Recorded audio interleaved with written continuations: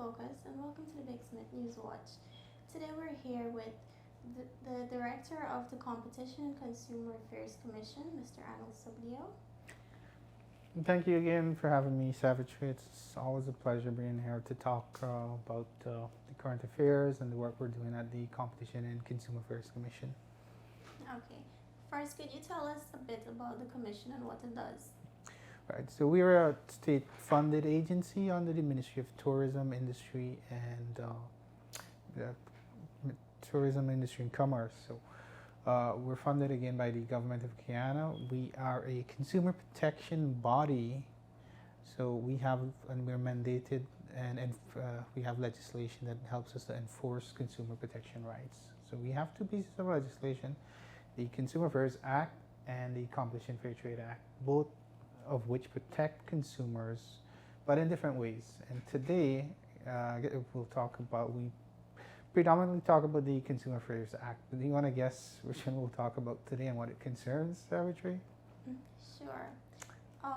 Today our topic is the competition policy. Right, so today we'll talk about competition policy and competition enforcement. Now, it's a topic that in Guyana is a little bit esoteric, in that not a lot of persons know what competition policy is exactly, and that's fine.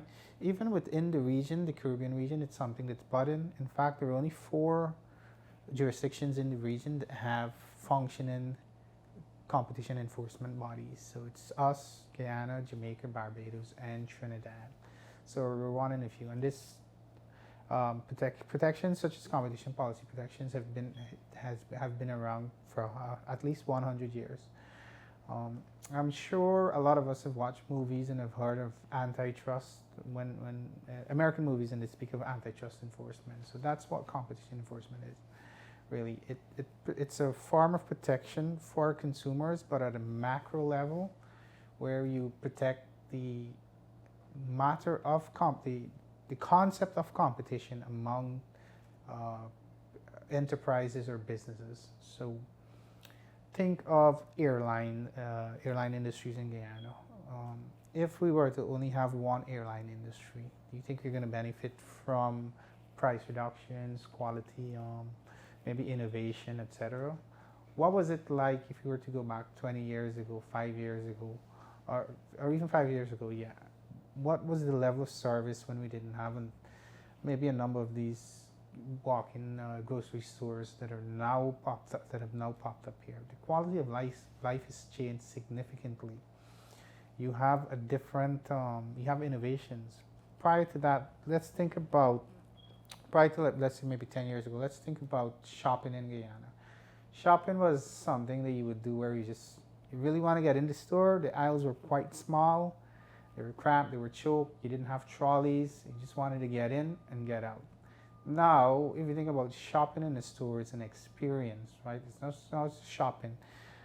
Prices have also been reduced. So let's talk about that experience first. So it's a different type of innovation. You go in a store now, your store's AC, the aisles are wide.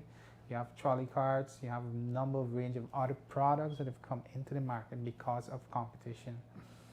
So that one, there's innovation right away. So you have a different type of service and a different type of product that's being given to you.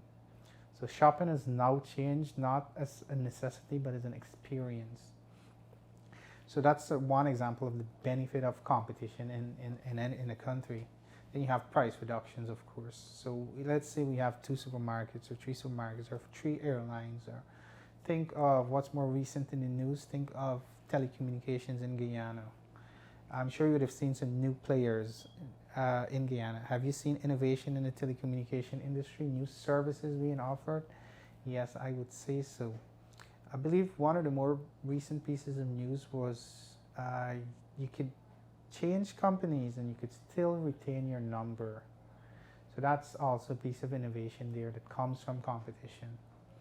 But the agency, the Guyana Competition and Consumer Affairs Commission, we regulate competition in a number of sectors, but there are a few that are not regulated on us. For example, telecommunication, that's handled by the Public Utilities Commission, and then you have banking and finance, which maybe the can maybe the viewers can try to guess along with you. Who do you think would regulate banking in Guyana? It would be the Ministry of Finance. It's close. It's an agency that's related to the Ministry of Finance. It's right down the road from there. I'm not sure. It's the Bank of Guyana. Okay. Right. It's the Central Bank of Guyana. It's not that far from right. So the central bank regulates that. So the Guyana Competition and Consumer Affairs Commission does not regulate that. So I'm talking about competition. Did I really describe to you what competition is? Think of it as, it's a concept really, but think of it as a game. Think of it as cricket. Now, if you have two teams playing and they're not actually competing or being rivalrous with each other, is that game going to be fun? Is you as a viewer or patron of that game going to enjoy it? If they don't play, they're going to be like, hey, let's take turns winning. You win this one, I win that one, I win. That's actually legal too. It's called game fixing. Right, so there are a number of things that are illegal under competition law. So collusion, you're not to collude with your competitors, right? So you can't say, hey, let's separate these areas and you compete there by yourself, you take that and I'll take Essequibo and you take Demerara. You're not really competing there. You're colluding with your competitor to divide the market. And then there are some things that are outright illegal, right? So they're per se illegal. So there are a number of different things that are, again, prohibited under the Competition and Fair Trading Act. But the ultimate aim of that is to benefit consumers. And you can see based on the examples I would have given how a consumer benefits from when there is an increased competition and from when there is when competition is protected. So let's say, for example, we found that maybe the competitors are colluding. We as an agency can prohibit them from doing that. Issue cease and desist order, and fine them depending on what the offense might be. So benefits do accrue. They accrue at the macro level though. So as opposed to the Consumer Affairs Act. So if you think of, again, telecommunications or airline travel, the entirety of the market benefits, because when you think of airline travel, now you'll have different categories of airfare tickets. Whereas suppose you might have one that now suits the needs of many other persons traveling. Increased competition also, again, I would have said it would increase the range of products and services in the country. Do you have any questions there that you might think that might have popped in your mind when we're talking about competition policy? Okay, is there any such thing as too much competition within these fields? No, not at all. Not at all. That's actually that's what we want in Guyana or any country. The aim of that is to have as much competition as possible.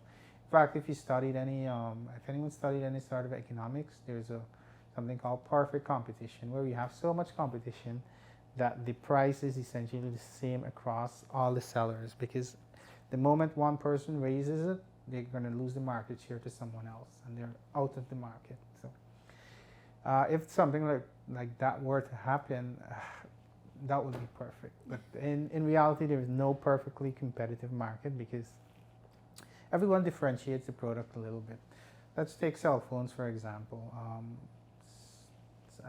It's Apple versus Android, and then you have a number of different Android companies too. So while the phones essentially do the same thing, like you could call, you could video call, the apps are almost the same for most of the phones, just the operating system would be different, and you might have some exclusives occasionally, but phones are essentially the same, aren't they? Yeah, well, for the most part. Right, but the function, if you think of the function that they perform, it's the same.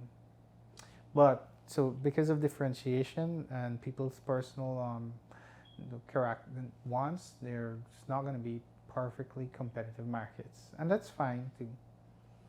Yeah. Okay, so does the competition have any systems in place to accommodate the forever growing market we've been experiencing over the years. Right. So we constantly monitor the markets for any trends or pieces of news or anything that might raise an eyebrow.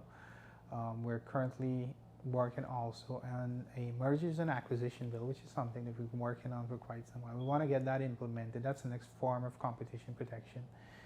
So when you can lose competition through mergers and acquisitions. So two firms can merge and then you lose a potential competitor, and that could be detrimental to the consumers. But we're always working there. We're always looking out to see what's happening in the markets and how to prevent any anti-competitive behavior or conduct. And I think we could close there on competition policy for this week. Again, just to close in, I'll just leave the numbers there. We're the Competition and Consumer Affairs Commission.